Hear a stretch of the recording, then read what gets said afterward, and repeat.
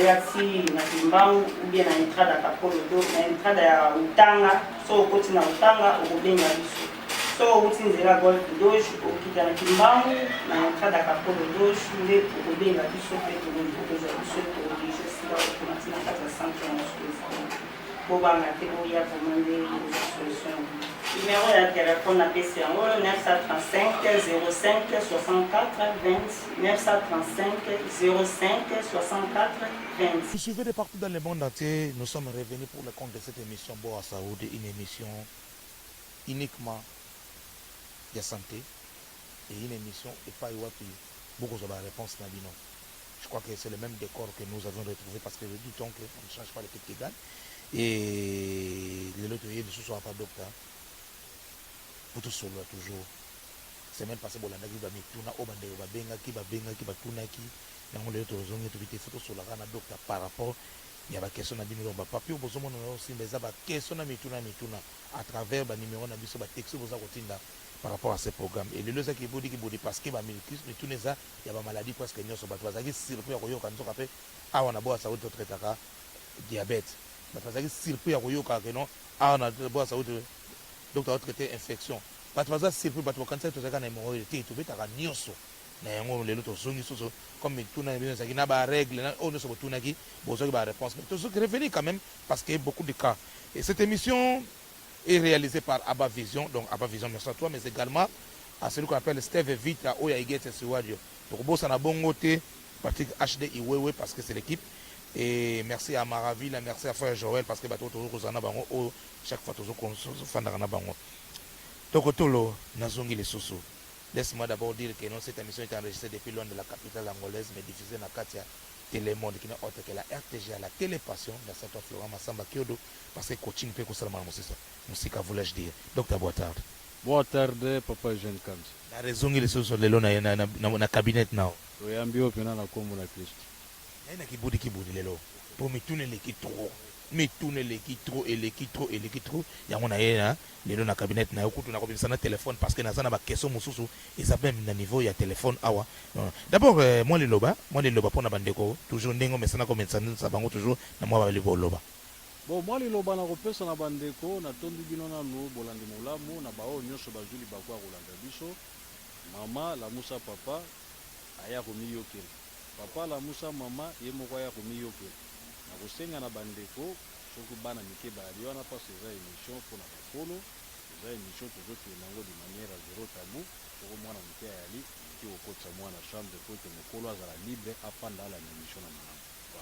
Alors tobandi déjà na batexto parce que batexto eza koya ebele mpo nalingi te natuna na mituna na ngai ezosalaka ino te natuna nga te yoka tuna ndeko alobi docteur ngai mokuse ezokosala nga na nsima epesaka ye problème accueillir quelque part balbine ça ba infection a traiter ba infection mais ti sikoyo eloko moko te et puis mwasi na nga lisusu azotatola mo Congo sikoyo ye na mwasi na ye basala ndenge nini. Merci tout d'abord na ndeko azoka mukusa na yebi te mukusa wana ezosala ye na ba jour de fesse mukusa wana ezosala ye na canal anal mukusa wana ezosala ye na anis ou bien mukusa wana ezosala ye wana non albi a préciser bien ezosala nga na sima juste seulement na anis. Parmi les symptômes de la maladie hémorroïdale, tout ça na démangeaison. C'est que mukusa tango zoka mukusa na anus na yo, ezali symptômes de la maladie hémorroïdale. Mama tango zoka mukongo ezo katana. Les infections urogénitales aussi, soka ekoteli mutu mingi, ba infection soka ekoteli mutu mingi akataka pe mukongo. Les inconvénients de la maladie hémorroïdale chez une femme, oh, jusque là on a boltité. Mama o mekakolanda ngai malamu. La maladie hémorroïdale epai na mwasi. Efungolaka mwasi liboso mwasi akokoma mai mwasi akokoma polele mwasi akokoma kosala bagaz flatulence ese afandi boye to pa zolamba fufu zoka mipepe zobima ye afandi boye ndoko yoka afandi na atakutu ana posa kobimisa te me bagaz wana ezobima mipepe zobima ye ndoko mona mwasi tina sima na ye efungwami tango mwasi akomi mai tango mwasi liboso ese efungwami mobala kozala suna akomi na debu na yo lokola pe nano boti te lokola nano zala mobali nano abali yo te esengeli osala traitement po olongola biloko wana parce que soko continue na yango okokutana na mobali mosusu akonstate kaka biloko wana akomi kobima malembe ti pe libala esili. Merci donc toujours continuer kaka merci manda maseke merci à toi mobali na ngai soki asisi kolia akendaka mbala moko wese mais pas na ngai azokosanga ke aza na bonne santé or nalandaki docteur alobaki ke eza maladi mais ti sikoyo tozoswana kaka po ye azoloba ke aza en très bonne santé ete mvama na chikongolese tala makambo oyo ete bosangane docteur bon na ndeko mobali wana soki azwi libaku ya kolanda ngai mon frère en tout cas tika soni sala traitement yaka tosala traitement. Merci donc, Nazib, ce qui va texter au pleuvoir, car à un niveau impossible. Merci à vous tous qui soutenez cette émission. Salut Eugène, ngai na lingi na yeba mutu nananga, moi nananga azana 13 ans. Banda abotama ti lelo soki kaka asisi kolia, akei malamo ko sala toilette. Depuis donc ça fait pratiquement 13 ans ngoyo.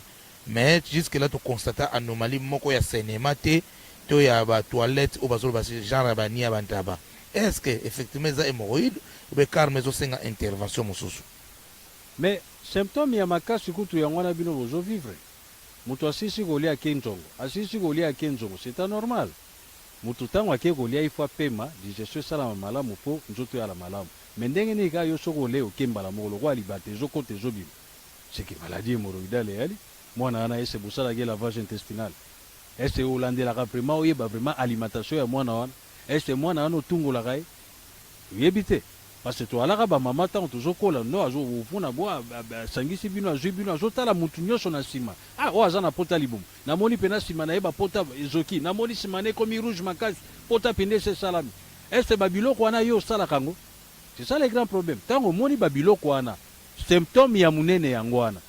À tout moment mutu azokende kaka asisi kolia nzongo yeba ke présence ya maladie hémorroïdale yeba ke hémorroïde interne na niveau ya colon na niveau ya tube digestif na yo salité c'est tondi mingi ndezo la kisa yo esengelo sala lavage intestinal. Merci, je crois que vous avez la réponse là bino nazali na éjaculation précoce siko na sala nini o sala nini mais faut y en a centre oui, mais yo moko miyebele ndenge nini symptôme ndenge ni yemoka miyebele ke o yazo vivre na éjaculation précoce ye abengi yango éjaculation précoce po tantôt soko akei kaka na nini na séjour de mort mbala moko kaka malome bini vous comprenez nde yango abengi yango éjaculation précoce mais eloko wana tozobenga yango dysfonctionnement sexuel. Éjaculation précoce ezoya na mutu esengeli mutu asala nano spermogramme. Est-ce que mataka na yo eza normal? Est-ce que infection urogénitale ese kotelio poso mataka ekufi mingi soko mai edimine mingi soko mataka mai changer couleur ekomi couleur pena ya kaki mai ekomi bambuma mai ekomi muke nde place le problème ya o bozo benga éjaculation précoce eyaka dysfonctionnement sexuel wana. C'est que tant mutu akoya tokotala na totindi examen spermogramme totali résultat ebimi na examen wana soko aza na problème na niveau ya bagamete na ye on va constater vite que non éjaculation précoce wana ale ya maladie hémorroïdale ezouta na problème ya nini ya dysfonctionnement sexuel di ya nini na bagamete na ye. Aza na problème ya oligospermie mai ekoma muke, aza na problème ya azoospermie mataka ekoma muke. Atikali tantôt na 2% ya pam mais pour toi na ozana na force nini aza toujours buté na problème éjaculation précoce. Ingénieur JC Jancy Jaguar pasteur David wana toza na cyber na biso toza en face à ba rasta bitu nezali JC yom to idaka biso ingénieur JC j'étais sali donc je crois bobonga mapona metuna docteur metuna ezoko pleuvoir na niveau na habité soki ngale na otuna ba question na wana bongisaki na habité vraiment donc na habité so na kotuna mais quand même nazo oyo docteur moto akoki ko so kosala examen esika mosusu mais ayepe koso akisi epa na bino. Oh, il n'y a pas un problème. On sali examen na yo. Peu importe, même au salaki échographie pelvique, bazwa ki on a kyste, au sali pas mususu, au salaki spermogramme, mais au sala résultat na yo. Oui, il biso résultat, à base il y a résultat on a dit ouais bana ko sala recette na biso pour tout ça le traitement. Il n'y a pas un problème. Sala no examen no pas mususu, il la biso ka résultat. C'est ça le problème. Yeah, merci donc je crois aux autres réponses non. Et mon nanga mama Bella na lingaka émission na bino mingi na sepele pe na thème ya lelo. Po eza kana ye albi eza kana ye akangaka zemi me evandaka te asala ndenge nini na mama Bella oyo akangaka zemi me zemi efandaka te eloko ya liboso na kosenga nano mama kende osala échographie pelvique parce que moi si pe soki aza na problème ya myome, parce que toza na lolenge ya bamyome misato, toza na myome accouché par col, toza na fibromyome, toza na myome utérine. Moi si soki aza na problème ya myome, eza pratiquement impossible epose mie fanda, parce que mwana ntango azopusana myome mpe lokola afandi na niveau ya utérine, myome mpe azopusana, mwana azopusana, myome akosala partout les moyens apusa efu wana esala nini ebima. Ndoko mona mwasi azwi zemi yesa kaka soko 3 mois ekoki zemi elongwe, yesa kaka soko 3 mois ekoki zemi elongwe. Nakokonseye mama ya tuni motuna wana kende sala échographie pelvique ou bien yaka nakopesa yo pididu ya examen okeyo osala échographie oyelinga résultat po toyeba eloko nini ezosala, parce que les infections urogénitales aussi eprovoquaka eloko wana. Mama mpe soko aza na mai na fundo ya Douglas na ye eprovoquaka biloko wana. esengeli oya omona biso totindo examen soko résultat eye nde tokoyeba koapprofondir traitement na biso. Voilà. Yo landa kaka so oke na centre bapesi yo molangi ya yuki ya Coca-Cola keba, surtout yo mutu wana myome bakopesi yo kisi wana bayebi so tungola mosusu mela yango. Soko meli mai ya kolo wana ekofanda na libumu na yo, soko efandi na libumu lobi na tongo so oke kosala toilette bakolo wana lokolo efandaki na libumu na yo, kolo wana ekobima. Tango ekobima siko ekangami na basalite ekangami na kolo wana, maono mama na bimisi babiloko moko lokola banyoka eza na baforme te po eza bakiso melaki ekobima pena basalite salite. Tango kobenga ye lokola liboso papa omoni na bimisi myome ye wana bimi te lokuta eza ne kiozo eza kol. Myome c'est dû pour les femmes, myome ezali po na basi. Toza na myome utérine, toza na myome accouché par col, toza na fibromyome. Mobala kozwa myome lolenge nini? Ntango naolobaka mosala nyonso aza na bakolo nango bondimaka te. Ngala aloba na ngai te sikotala kaka oleki na télévision okosi combien de surtout télévision ndeti biso na RTGA toza na plus de 300 pays balandaka biso. Mama zongela kora biso pela na médecine moderne bango wana bato bazosala ete médecine moderne mpena babafouye biso batya biso akote bango wana bajara bato ya ndenge wana kokosa na télévision oyo les éminents professeurs lokwa baprofesseur moni ya bafandi baotalake no mama moko aleki alobiki no mobala yaka na myome. Eza scandale, eza grave, eza grave. Merci ezalaki nango juste parenthèse yo nayebi kote wana batumbolaka yo te. Tozo continue bakestion bato. Merci ya bandeko nyonso to Elvis Maele Manda Shuva mituna soki ezali tozoya kala mete lokapa papi Mercedes ya mboka toza koya et puis Manda Maseke na Kalonda tozali koya toujours. Donc wana ezali bato oyo baza soutenir biso na arrivé na biso décembre bantimba na kolekela na pona zokende déjà bana vinduki naza koya le 26 le 27 na ozana bino déjà ilongo. Donc parce que makambo eza kuna docteur nakokaka te kosala 45 minutes debout, donc douleur na mokongo bongo toilette passe yo wapi. Mais c'est tout à fait normal. Yo salaka limpeza de lavage intestinal au salaka te, masange epai, cigarette epai, tumbaku epai, sucre epai, lisano bangala po lingo tika te, maladie hémorroïdale lingo traita yango te.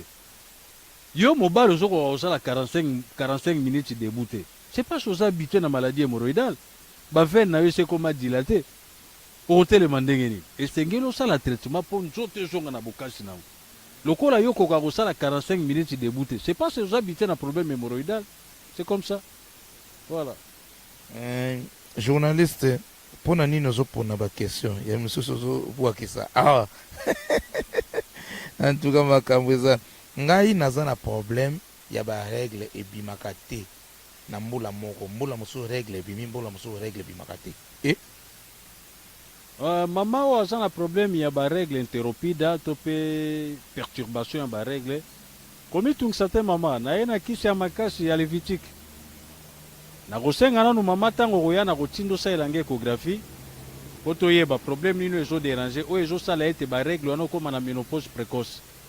Est-ce eza myome, est-ce eza bakiste ovarienne, oza na bakiste bilatéral, oza na bainfection urogénitale, oza na mai na fundo ya Douglas na yo, problème nini ezosala na nsima ya koyeba problème oyo examen tokotinda na échographie oyo kosala ntango koya soko échographie epesi ke oza na problème moko te me barègle ekati awana kotio na lévitique parce que lévitique wana omata okita na Kilimanjaro lokuta règle ekobima. Nasepeli kolanda programme na bino nalingi natuna eloko nini esalaka ke infection vaginale ekomaka chronique.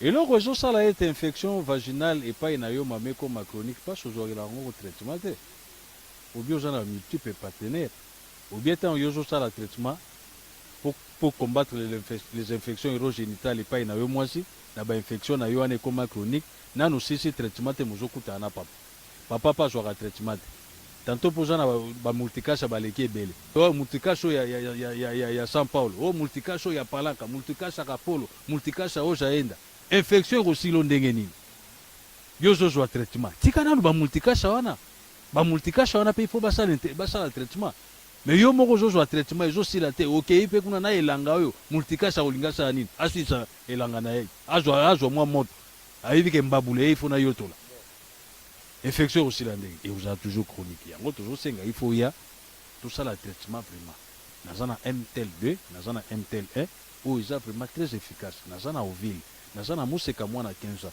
naza na pdv oyo eza kaka mpona bainfection chronique na bamama oyo baza na baproblème ya bacancer du vaginal oyo bayebi soki non na cancer vaginal wana en tout cas esili yo en tout cas zela kaka salaka déjà batestament na o mama nazobengo yaka nanu totya nzambe ya l'épreuve parce alobi na mokanda na ye alobi mete mwa l'épreuve nazoyebi soki yaka totya nzambe ya l'épreuve na banzete oyo apesi biso soko pasi wana ekosila biso centre mso eza sika kobonga te toza na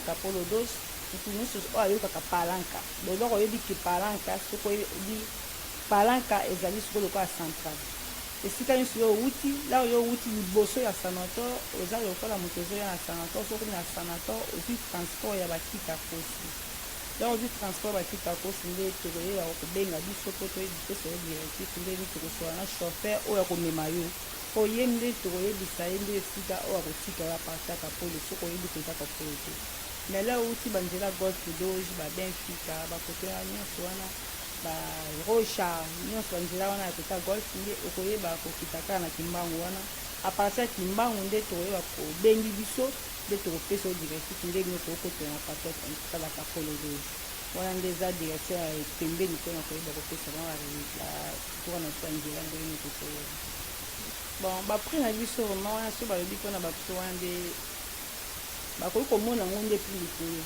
mais mpa na biso ozomona yango plus likolo te mpo na ntan ndenge bakisi ndenge eyaka mpo eutaka mosika kuna basombi yango touti na zamba te bamotoka ebuka touti zamba buke eye abongisi ekoti mituka ekomi susu na ngola ndenge ekomi ti na ngola awa nyonso wana tomoni ke etokende nzinga abongisa yango eya awa ndenge toyeba kokobika ekozwa traitement eza lolenge moko te na moto ekoti zamba te ebuka makasa eza ndenge moko te po boyeba koyeba ndenge nini tomeliore bakisi pe te mais ezaka na prix nango banda tobanda mosala baprix wana emataka te mais ezaka na prix wana mais badola biloko ezomata chaque jour mais biso tomataka te tozaka lolenge moko banda 2000 tobanda 2000 kingani tobanda mosala na biso tili oyo toza lolenge baprix na biso emataka te ezaka ndenge moko sikoyo oyo bato bazoloba ke akei na biso akei en tout cas soki butali mpo na akei mpo na ngai mama Pierrette wana nde moto wana akosi ngai lolenge na ngai ya koseka lolenge na ngo yamba kliya lolenge na nga so kliya kotine mayaki na kanda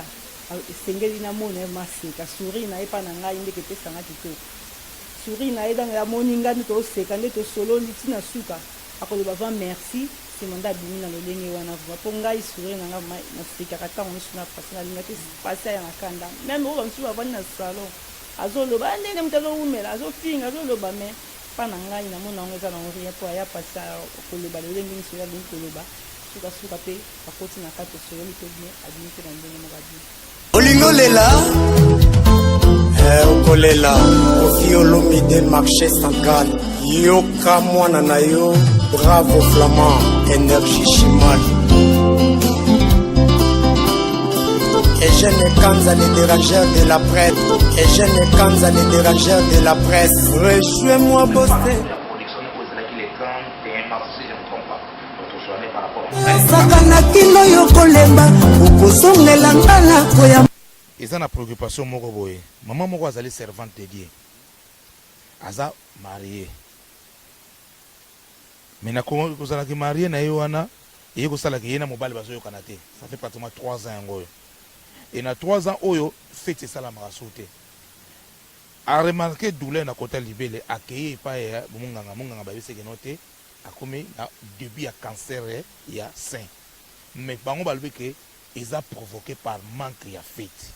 na minute oyo ye na mobali ne bazokana te balobi bakotraite na bango ye bakosala makambo nyonso tout mais il faut au moins obligatoire mpe asala fete siko ye na mobali ne mpe bazokoyokana te en même temps aza servante de nani basala divorce te yango atunaki ngai jeune kanza na ka ya boye il faut nasala nini est d'abord c'est vrai que cancer de sein wana ezali provoqué par manque à fête ça c'est la première ndenge bayebisi ye pa charlatan et de deux ayebisi koyo ye na mobali baza koyokana te aza pe na église soki bayoki pe lisoso ke note yango akomi na oyo babenga amara de choix conseil nyoko pesa ye bon au départ nanu na kotambola na mama wana bavole mibale mokanda nzambe ezoloba na mokanda na évangile selon Jean na Jean 15:15 elobi le serviteur ne connaît pas ce qui fait son maître. Moi je n'aime pas que kobenga basali ya nzambe na benga bango baserviteur na kopréféré na benge fils de Dieu parce que na mutu aza na bonzambe mais comment tokofanda 3 ans na mobali pendaki tokutanaka te mais nasimba ape bible nazoteya bato kuswat naza akote kuswat nazoyeba makambo nazosala te parce que mutu abengi pendaki no mwasi ya bonzambe oyo azosala mosala ya nzambe oyo ateyaka liloba ya nzambe aokende kaka makambo mpola azoloba na likambo etali feti ata boza na kanda ya ndenge nini kopimela papa te c'est comme ça nde mokanda ya nzambe ezoloba c'est comme ça c'est que so mama wana atangaka biloko wana te aya nakosunga ye na likambo charlatan ayebisaki ye te omoni début ya cancer de et tout d'abord charlatan akoyebi so ndenge nini ke no mpasi wana ezosala na libele eza début ya cancer du sein ayebi yango ndenge nini ese akenda kosala examen ya mamo po ayebake no examen wana asalaki palpitation ya mamele aprofondaki atindaki okende kosala examen po ayebake eza début ya cancer ya nini ya mabele yango nde ezosala lokwa bokutanaka na papa te yango no eprovoke eloko wana non ce n'est pas ça na kosenga mama ezongela nanu amitié ambiance ezonga nanu malamu na papa soko bozongisa ambiance na papa boya bino mibale tokosala traitement po toyeba na kokombate parce que bainfection mosusu ezali ekende mpe kodéranger ntango mama ozosala palpitation na bamamele na yo eza mpe na bandeko na biso nyonso ya basi même bajeune fille il faut avoir cette habitude ofandi kotushaka kosalaka palpitation na bamamele na yo soki ozokonstate na bamamele na yo soki lokwa mwa mbuma moko ekangami mwa bakayo ezosalama il est encore plus possible oya mbangu mpo tobanda traitement ezala te ke mbuma wana ya kayo ekangami ekomi rouge ekomi ovimbe ekomi obimisa mai non ntango eza na yo na débit yaka tosala mais kolobake lokwa bakutanaka na papa te yango eprovoke cancer ya mamele wana c'est du mensonge c'est pas ça. Merci donc maman, je crois que vous avez réponse now. Ngai nakutana na bino o nyoso botuna ngai na yaka nango. To continuer sur ta question na biso parce que ezoko pleuvoir car toujours. Alobi ezape na mwasi mususu alongola na e zemete mais a règle ka normalité. Est-ce que ça nini? Moi ça alongoli zemete to pas alongola ba zemete ma règle ka normalité. Oui, il y a un problème. esengi tosala baexamen akozala na bainfection urogénitale akozala na bafibromiome akozala na myome accouché par col akozala na problème ya bakiste ovarienne nyonso wana ekosala nini ekosala perturbation ya baregle na ye c'est que mama ntango aye tokotinda examen oyo mama akosalela résultat ntango ekobima à base ya résultat wana nde tokosala traitement c'est comme ça. Yeah, docteur, je crois que la question est tellement belle, donc on continue toujours. Merci à vous tous qui nous suivez de partout dans le monde entier. Ça se passe toujours comme ça. Eza na mwana mwasi moko azwi fiancé basali 3 ans 4 ans basala pe fete te après baye kobalana na kobalana na bango wana depuis akota babanda fete normal mais tili bazozwa zeme te ntango bake epa charlatan yebisi bango non wana eza provoqué parce que azwi ta molai ya ni kolongola zemi ya ni kozwa zemi ya ni kosala fete yango provoqué na balobi kutu baoyo kutu balongolaka baza na possibilité kutu ya kozwa par rapport ya ye moto oyo abandaki kosala bafeti te est ce que mpa na biso nayebi te moto andenge wana yo kopesa nini parce que na minute aza na problème ya conception bazokoka kozwa zeme te. Merci mingi papa Eugène Kanza na motuna otuni charlatan a répondre ye mais akoti mpena na mozindo te le problème eza tozolakisa ndeko mwasi wana toza na lolenge ya stérilité mibale toza na stérilité primaire et secondaire toza na mutu oyo banda abotama lolenge ya kana yo olongola zemi te ozwa mpe zemi te ozokomprendre eloko wana nayebi te soko mpo aza moseka nayebi te moto andenge wana aza na problème ya stérilité ozolanda primaire mpo banda abotami ntina ndenge aza wana aza ata na eloko moko te toza mpe na stéréotype mosusu moto asi abota me atiki mwa ntango mingi azozwa esuzemi te or ke utéris ya mwana mwasi eza lokola terrain ya football. Terrain ya football soko botiki yango ta mingi bozobeta bale te matiti kobota. Eza mpe ndenge mwasi soko atiki ta du ta molai azozwa zemi te bafibre evimbaka nde pa efibromyome eyaka nde place myome aprofitaka aya na ndeko mwasi wana eloko na kosenga ya liboso oya topesa yo papier ya examen okende osala échographie pelvique toyeba oza na fibromyome oza na myome accouché par col oso développer ba kyste ovarienne ou bien anomalie nini ezosala ete yo mpe koza moseka yo mpe nano okutana na mobali te osala ete ozwa zemi te nayebi te ozwi zemi te seke mikolo bandi omeka na komeka wana yango wana oyo okonstate ke ozozwa te mpona fiançai fiancé ndenge nini na fiançai oyebaki nazwaka zemi te seke lokola na fiançai na bobalani te heureusement yo bomeki avant mokanda ezolobaki no feti kosala makala na nsima libala mais yo lokola osi omeki avant okonstate ke ozozwa zemi te il a encore grand temps oya totinda examen toya tovérifie soki oza na myome soki oza na fibromyome soki oza na myome accouché par col toyeba kosala traitement po ntango après mariage po yezwa ya facilement aya facilement bauti koopere ngai ya 11 jours ye azalaki na hémorroïde ya mosomba ebimaki alors baopere ya 11 jours mais alobi toujours kaka makila kosenye mabe makasi bakisi nazomela ezobongisa mpe sele te estce epa na bino nakozwa solution bon nakopréféré nao na ndeko bao tosala opération 11 jours hein?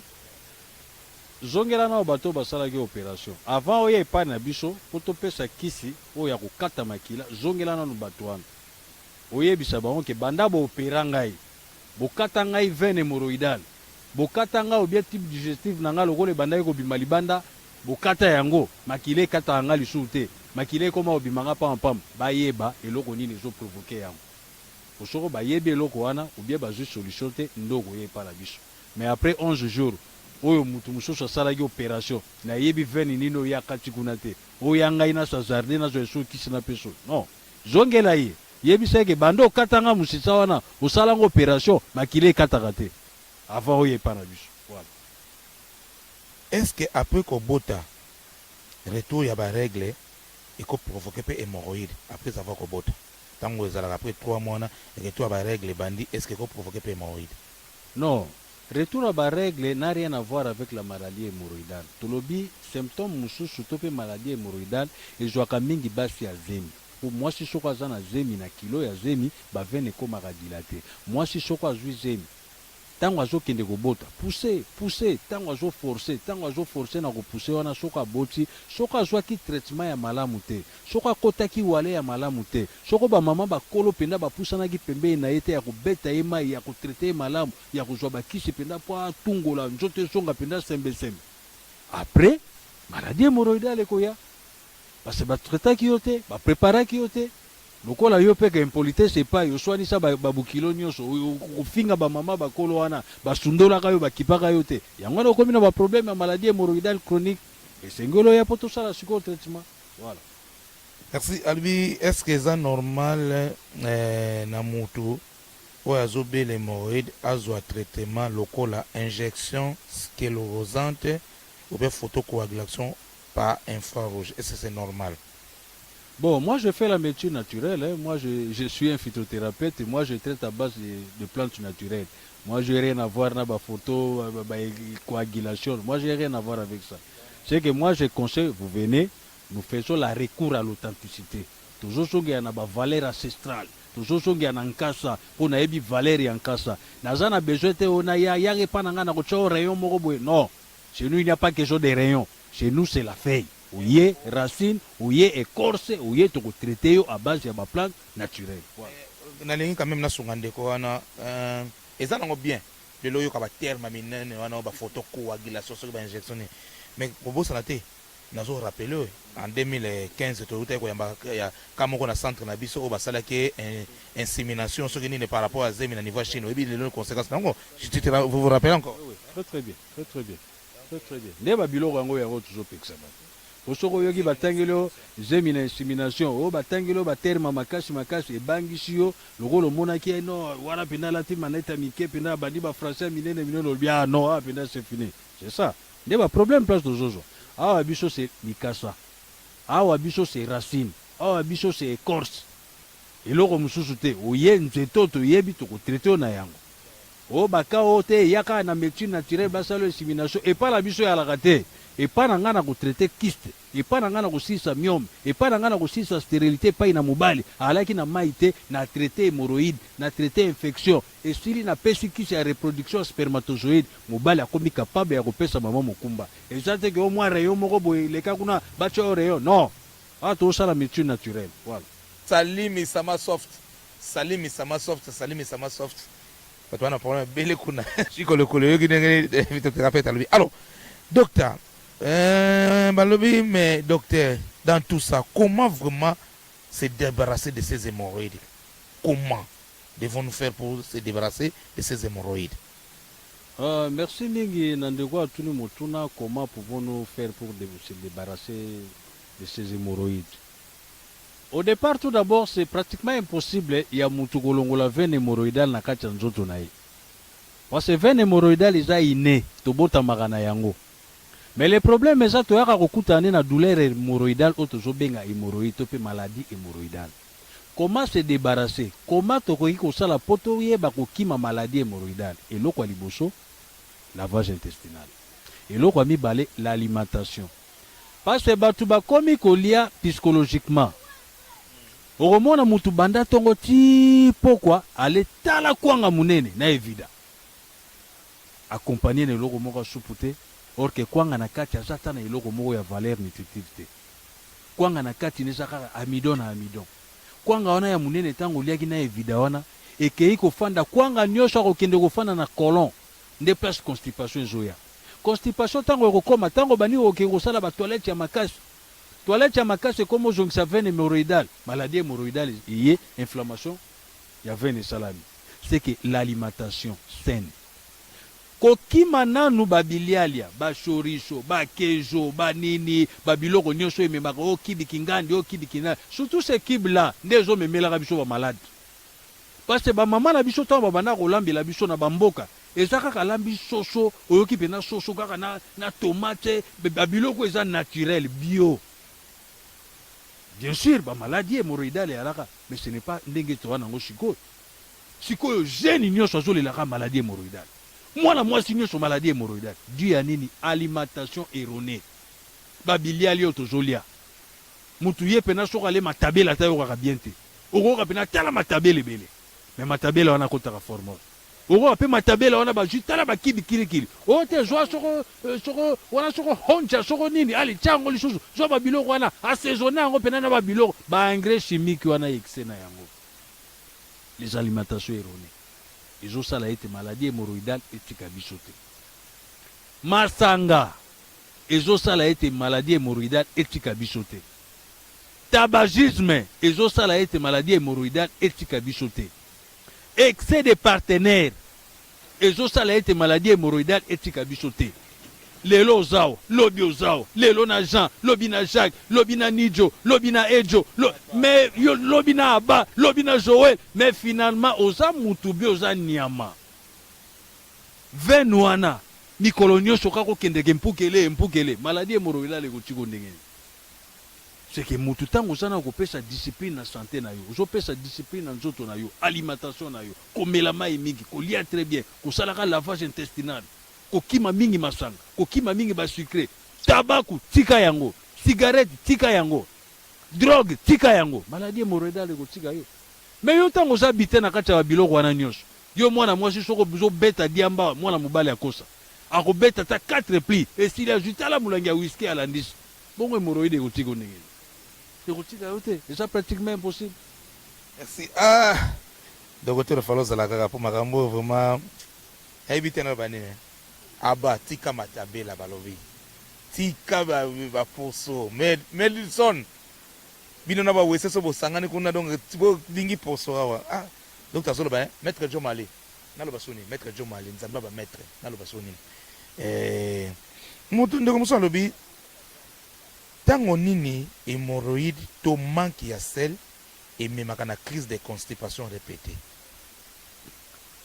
hémorroïde ezomema mutu na crise ya constipation ya répété ntango mutu asalaka lavage intestinal te mutu mosusu eza wana mpena alebo ekwanga esilisi ba azwi biloko ya mikuse wana bana basi ya mikuse ba alandisi mai amelaka te mosusu mpe abeti mpena kwanga ya monene tanto na matabela le kwanga ya monene tanto fufu ya monene voilà nakisalaki ndenge esili mpe oyo ba atelemi akei mai eza te nakobela or que mai eza très capital bafruit eza très capital bajus de fruit eza très capital komela mai mingi kolia bambuma mingi kolia balégume mingi kolia babiloko eza bio kima nanu babiloko etali ya bacharcuterie bashoriso bamanteka bamayonnaise bamasanga batabako babiloko wana esujaka intérieur na biso ntango ozosujare intérieur na biso nde place bamaladi wana ebandaka nde place bavene wana ekomaka dilate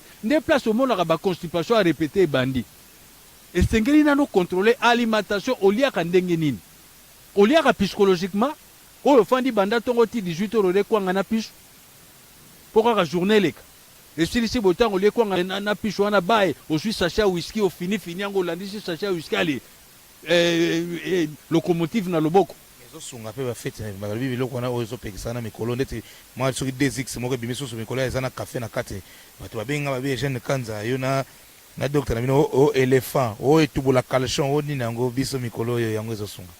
Mais les problèmes ezosunga il faut voir le futur esungi oyo tantôt ndenge omeli oza drogué na se ya alcool wana eza na kati ya produit wana bapesi obongo après les problèmes nyonso ezalaka mutu nalobaka yango surtout mobali il faut tala après les inconvénients ya eloko oyo ozosala après na baage oyo bamikolo bakoma okende avoir 45 ans 40 tokoma okende na ba 40 ba 50 ans il faut faire très attention tout d'abord mutu azolanda ngai mwana mobali okomi na 50 ans 45 ans 46 ozomata il faut kotambola nano na 4S vous comprenez kima sucre mingi kima mungwa mingi pas beaucoup de sel pas beaucoup de sucre sexe mingi te sel mingi te stress mingi te c'est que 4S wana il faut mutu atambolaka nango tiango vraiment na kati ya vie na yo natambolaka na 4S na ngai pas trop de stress pas trop de sucre pas trop de sel ozolanda et pas trop de sexe po babiloko wana nde eza koamortir nzoto ya mutu babiloko wana nde eza koaffaiblir nzoto ya mutu ozaka meme nyama te ata kutu na bambwa tokomona soko ekomi na periode ya réchauffement mbwa ya mwasi akomi na periode nde okomona bambwa bakomokangama mais yo okoma lokola nyama lelo awa lobi awa okomi obsédé bo maladie hémorroïdale ekotika ndenge nini eza pratiquement impossible voilà.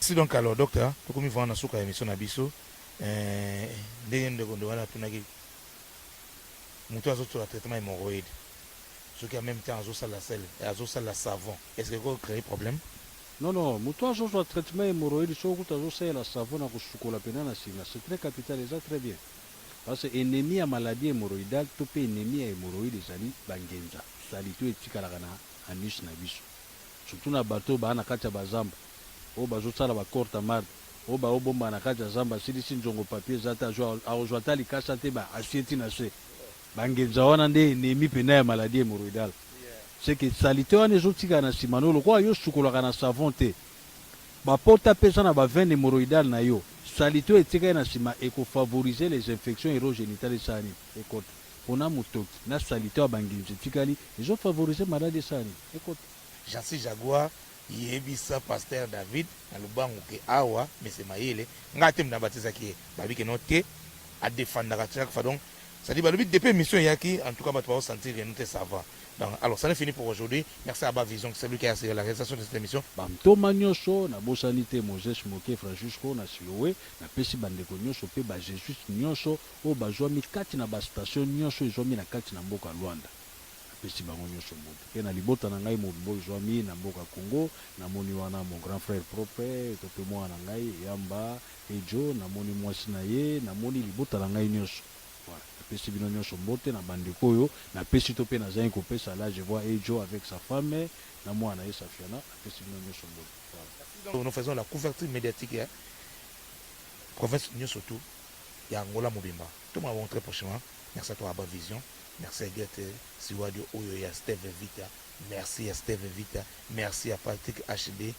merci bien na bandeko nyonso tu ya Boa Saoudi. Ciao.